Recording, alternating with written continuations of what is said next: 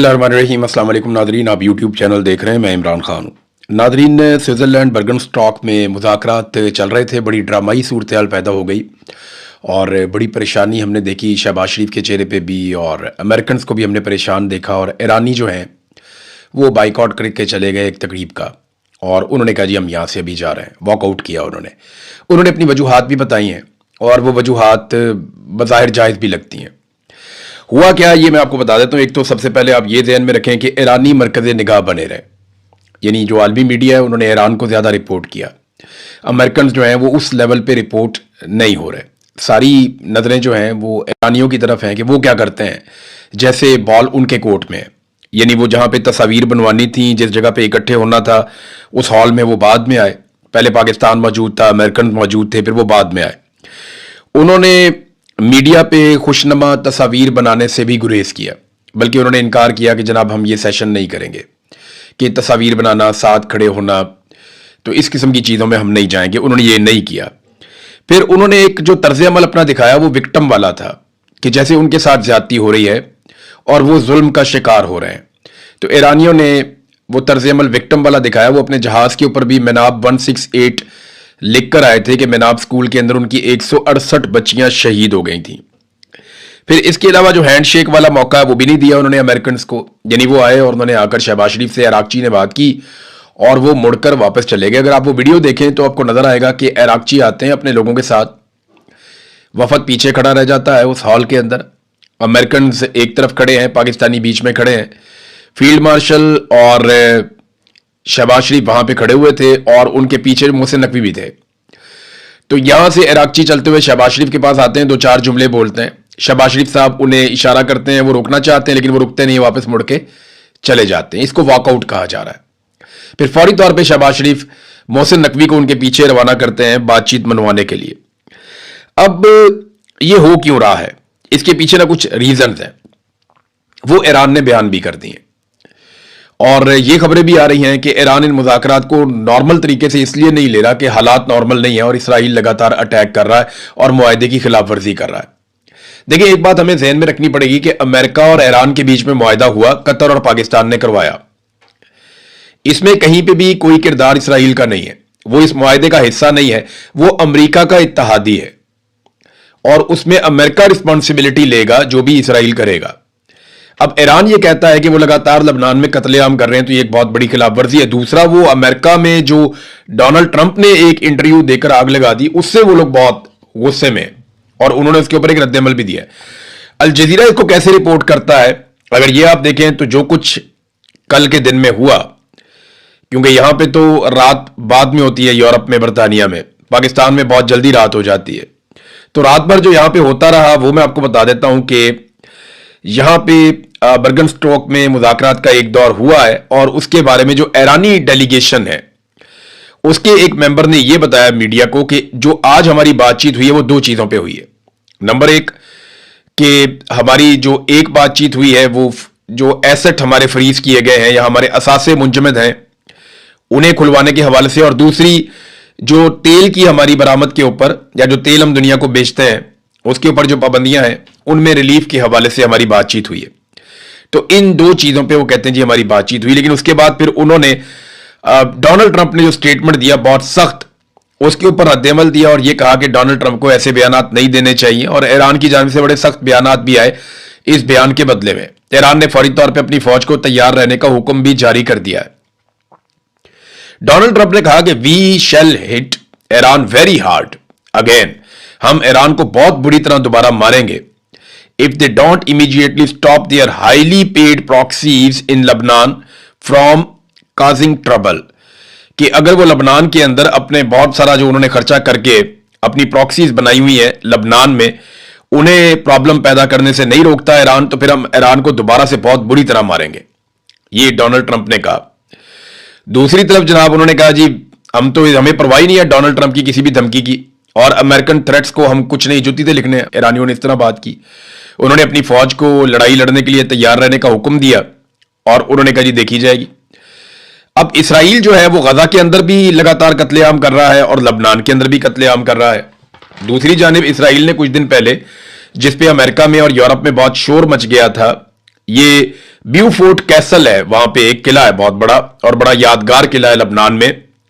उस पूरे एरिया पे इसराइल ने कब्जा कर लिया था अपनी फौज के जरिए से। अब यह कब्जा उन्हें छोड़ना था इस मुआहदे के मुताबिक, लेकिन इसराइल ने कहा जी हम इस जगह को खाली नहीं करेंगे और हम इस जगह से पीछे नहीं हटेंगे। तो इसराइल मुज़ाकरात को तबाह करना चाहता है, ये बात जो ईरानी वफद है उनके लोगों ने स्विट्जरलैंड में मीडिया के लोगों से ऑफ द रिकॉर्ड बातचीत करते हुए कही।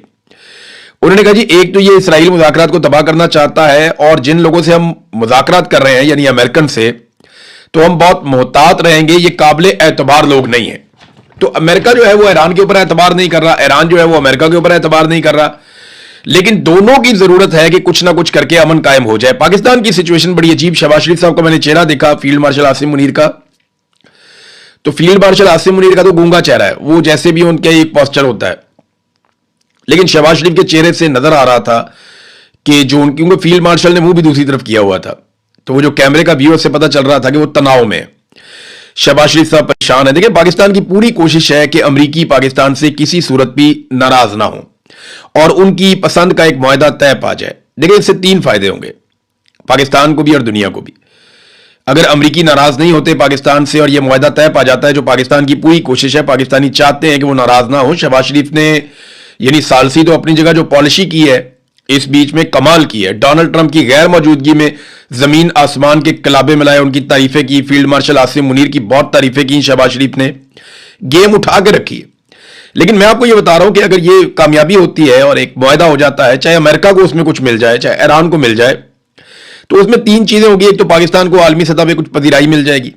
नंबर दो, ट्रंप और अमरीकी एस्टेब्लिशमेंट जो है वो मौजूदा सरकार से मजीद खुश हो जाएगी, यानी आसिम मुनीर से और शहबाज शरीफ से, और अमन आने की वजह से खित्ते की सूरत हाल बेहतर हो जाएगी। यानी फायदा होगा उन मुल्कों को जो इस खित्ते के अंदर मौजूद हैं।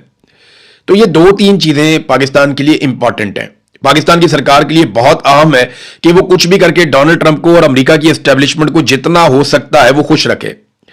और अमेरिकन भी ये जानते हैं कि ईरानियों को मनाने के लिए पाकिस्तानियों को अपने हाथ में उन्हें रखना पड़ेगा।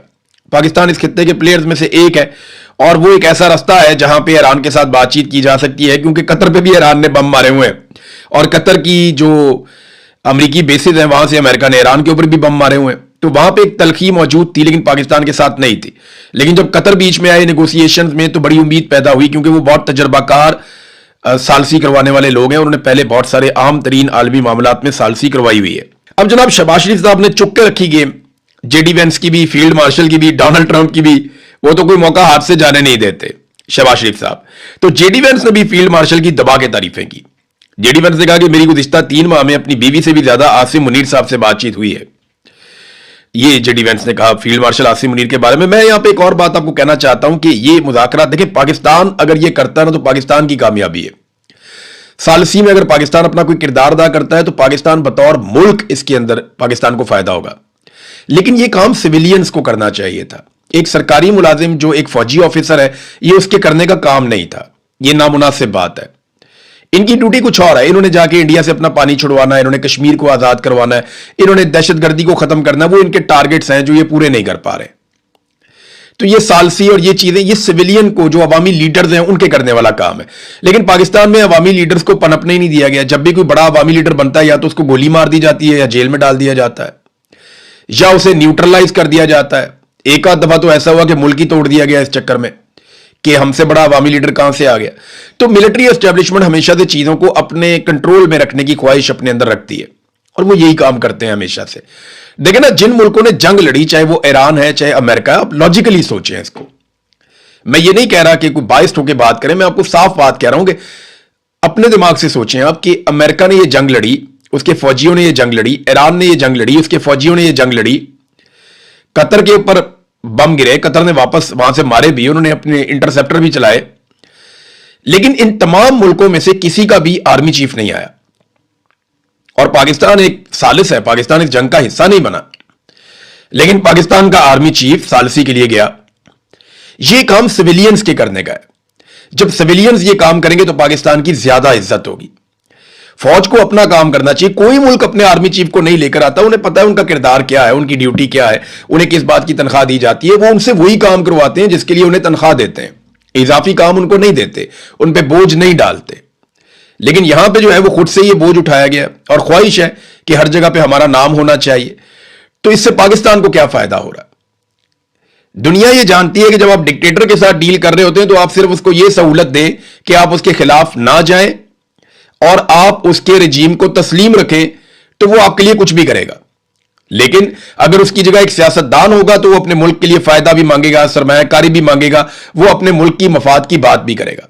डिक्टेटर हमेशा अपने जाती मफाद की बात करेगा क्योंकि वो गैर कानूनी तौर से आकर बैठा होता है और उसके ऊपर कोई इखलाकी जवाज नहीं होता, उसके बैठने का इखलाकी कानूनी आईनी जवाज नहीं होता। लिहाजा वो सारा कुछ करने के लिए तैयार हो जाता है जो उसको मालिकान कहते हैं।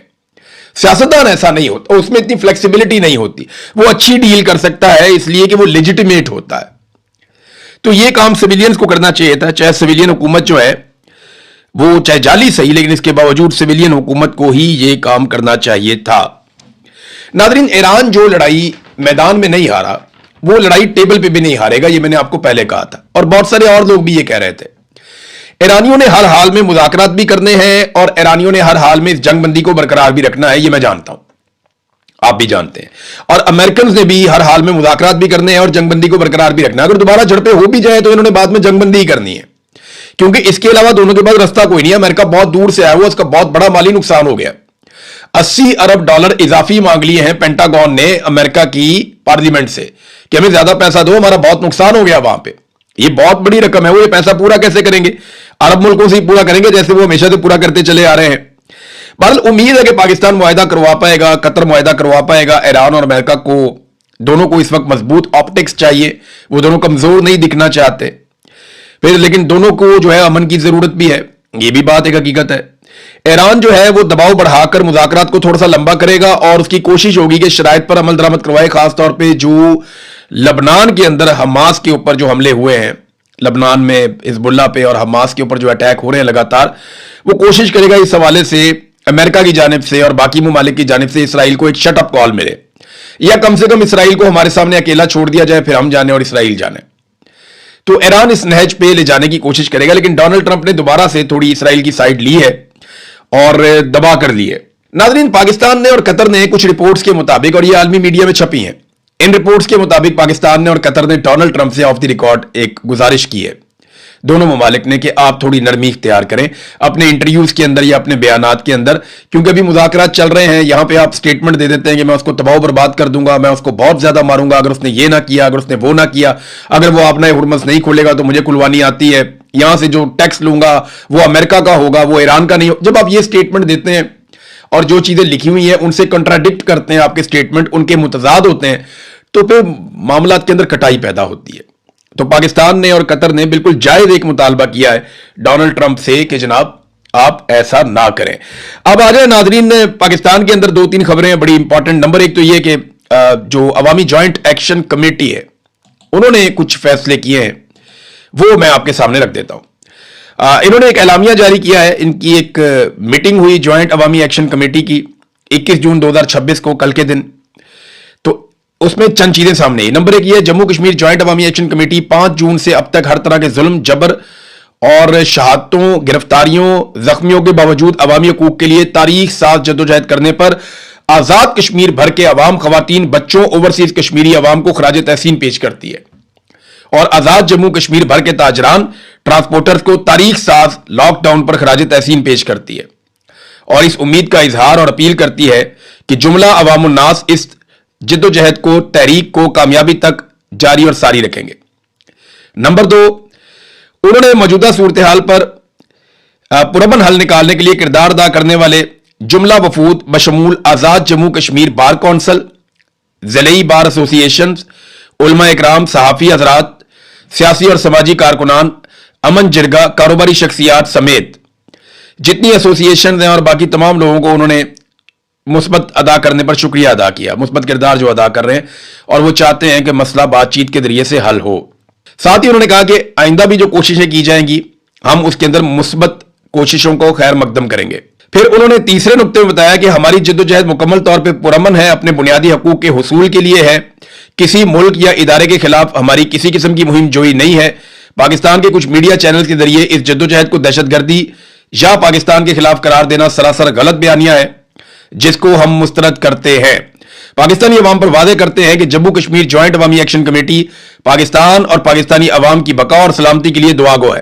ताहम पाकिस्तानी हुक्मरानों की हमारे हकूक के बारे में पॉलिसीज को तनकीद का निशाना बनाना हमारा और पाकिस्तानी अवाम का मुश्तरका हक है। फिर नंबर 4 पॉइंट उन्होंने कहा जी कि बामानी मुज़ाकरात पे हम यकीन रखते हैं और कोशिश रही है हमारी हमेशा से कि मसाइल बातचीत के जरिए हल हों, लेकिन हुक्मरानों ने हमेशा बातचीत और मुआहदेजात को हमें धोखा देने के लिए इस्तेमाल किया, जिसकी वाज़ेह मिसाल 4 अक्टूबर 2025 का मुआहदा है जिस पर अमल दरामद नहीं किया गया। वक्त पूरा होने के बाद पुरअमन लॉन्ग मार्च को सबोटाज करने के लिए क्रैकडाउन किया गया, हमारे लोगों को खून में नहला दिया गया।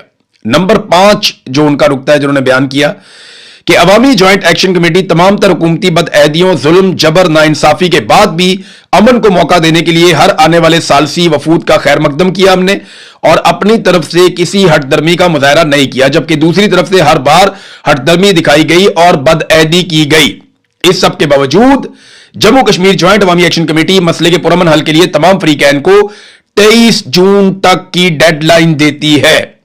23 जून को जम्मू कश्मीर ज्वाइंट अवामी एक्शन कमेटी अपने अगले लाया अमल का ऐलान करेगी, जिसके लिए अवाम तैयार रहे।